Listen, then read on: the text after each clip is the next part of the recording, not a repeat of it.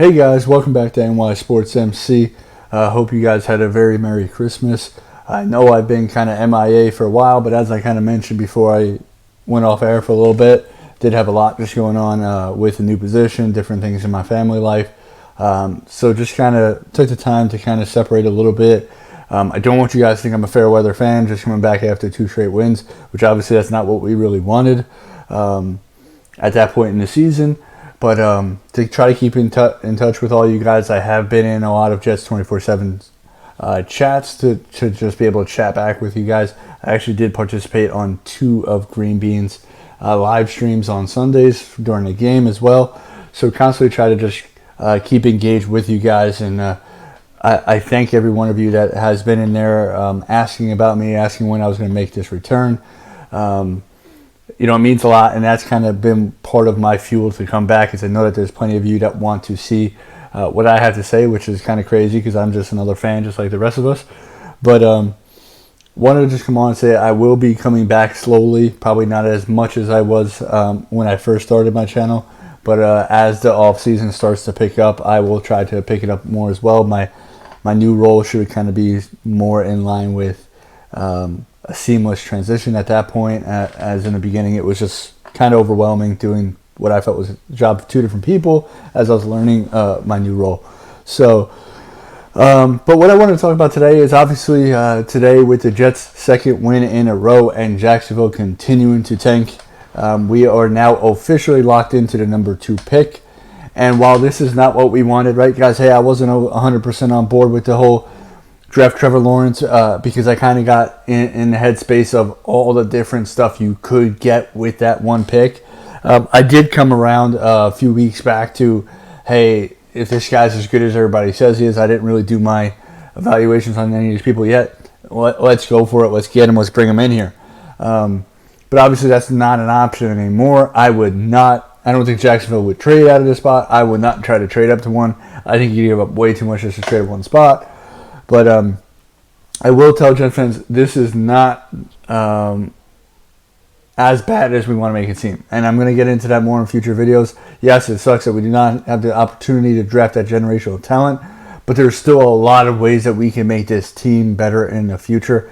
And I plan on going into that in these next few videos that I'm going to make. But I tell you what, one of the things I said on one of my last live streams is I said I want to see, that was as the young guys were starting to get healthy again, starting to come back. I said I want to see some players that show me that they're part of the future.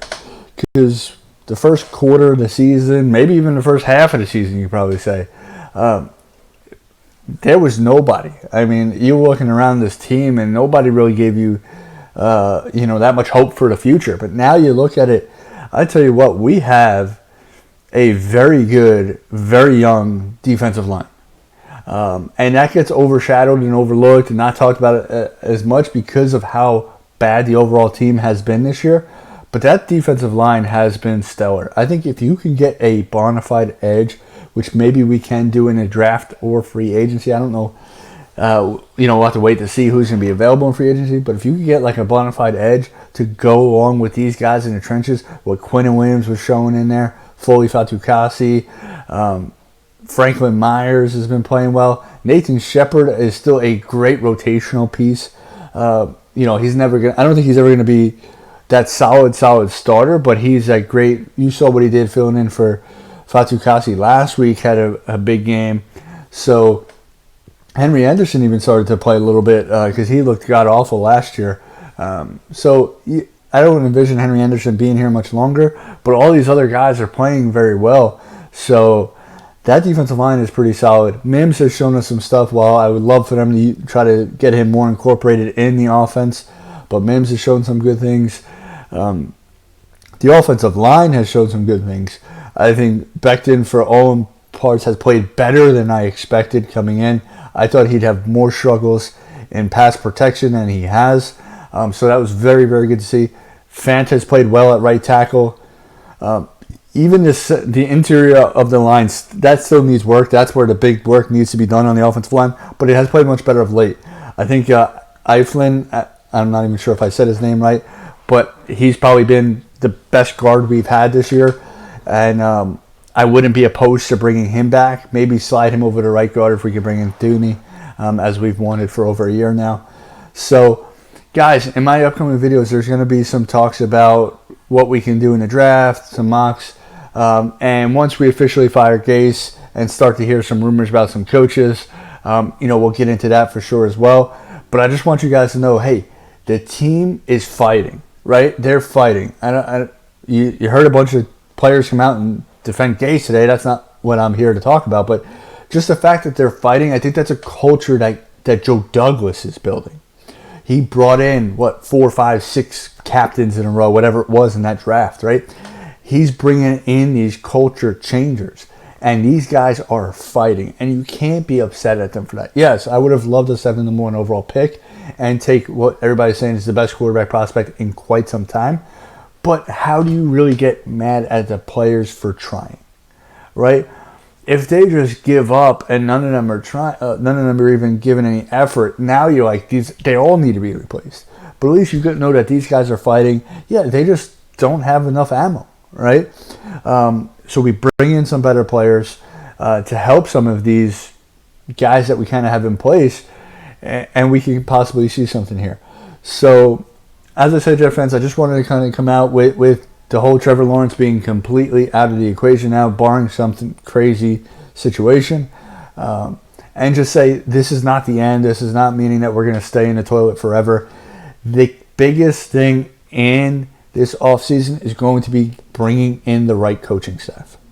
If we can execute there and bring in the right coach and the right staff around them, because that's very important as well, then I think we could head in the right direction. I have faith in Joe Douglas and his drafting abilities. He's shown us in this past year. I really like the draft class that he brought in. So let's just see. Like I said, the coaching staff is going to be huge. Even after the head coach is hired, we got to see who they bring in. One of the big mistakes Gase made is not bringing in a quarterback coach to sit there and really be able to spend that one-on-one time with Darnold and develop him. When you're the offensive coordinator and when you're the head coach, you have so many other things to worry about that you can't just sit there with Sam Darnold and hold his hand throughout the process, right? And even as a young quarterback, even franchise quarterbacks, they still need that from time to time either in the meeting rooms or different things like that, right? You took away his veteran mentor in Josh McCown, so he needs somebody to help him out, right? To teach him the right way to do different things at that level. And when you don't even have a quarterback coach, that makes it very difficult. I mean, if you look back even at Patrick Mahomes, right, one of the best quarterbacks, if not the best quarterback in the league right now, his own father said that if he was drafted to a different team, he doesn't know if Mahomes would have been as good as fast as he is, because he says that he credits a lot to Alex Smith.